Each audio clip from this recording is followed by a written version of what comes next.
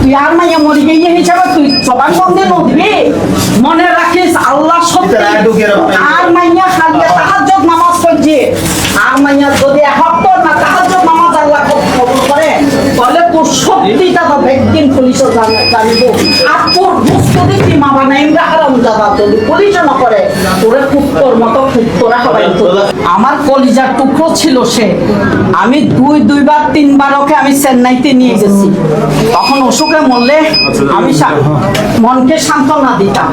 একজন যুবক এবং একজন যুবতী তাদের মধ্যে হারাম সম্পর্ক ছিল। তারা একটি কার নিয়ে কোথাও ঘুরতে গিয়েছে, ঘুরতে যাওয়ার পর সেখানে অ্যাক্সিডেন্ট হয়েছে, যুবতী ইন্তেকাল করেছে, যুবক কাকতালীয়ভাবে বেঁচে গেছে। কিন্তু আজকে আমাদের সমাজের যুবক যুবতীরা তারা ফ্যামিলিকে না জানিয়ে, পরিবারকে না জানিয়ে, কে কোথায় যাচ্ছে, কলেজের নাম করে, স্কুলের নাম করে, বিভিন্ন প্রতিষ্ঠানে যাওয়ার নাম করে তারা বিভিন্ন দিকে ঘুরতে যায়, বিপদগামী হয়, তারা বিভিন্ন গুনাহের মধ্যে লিপ্ত হয়। কিন্তু মুসলমান হিসাবে আমাদের করণীয় কী? মহান আল্লাহ আমাদের কি বলেছেন? ইসলাম আমাদেরকে কি শিক্ষা দেয়? মহান আল্লাহ কোরআনে বলছেন ওয়ালা তাকরাবুজ জিনা, অর্থাৎ তোমরা জিনা তথা বেবিচারের কাছেও যেও না। মহান আল্লাহ বলেছেন বেবিচার, জিনা এইসব করা তো দূরের কথা, এর কাছেও যাওয়া যাবে না। কিন্তু আমাদের সমাজের যুবক যুবতীরা দিন দিন অধপতনের দিকে চলে যাচ্ছে, ভুল পথে চলে যাচ্ছে।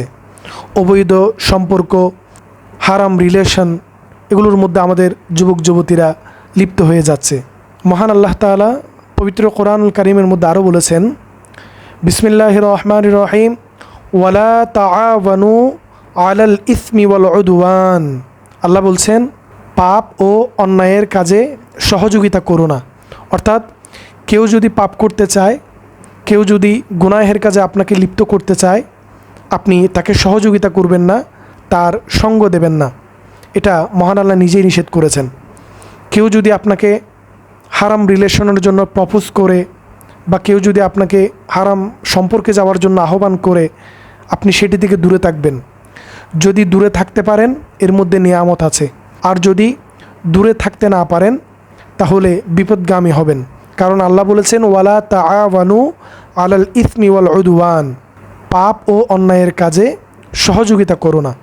কেউ যদি তোমাকে ভুল পথে ডাকে, গুনাহের পথে ডাকে, তুমি তাকে সেই কাজে সহযোগিতা করো না, বরং তুমি সেই পথ থেকে ফিরে আসো, ভুল পথ থেকে ফিরে সঠিক পথে চলে আসো।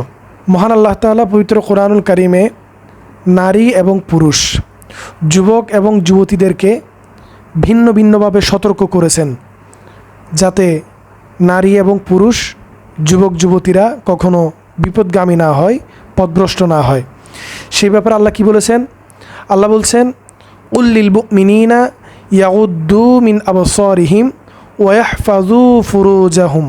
অর্থাৎ ইয়া রাসূলুল্লাহ সাল্লাল্লাহু আলাইহি ওয়াসাল্লাম, মুমিন পুরুষদেরকে বলুন তারা যেন তাদের দৃষ্টি অবনত রাখে এবং লজ্জাস্থানের হেফাজত করে।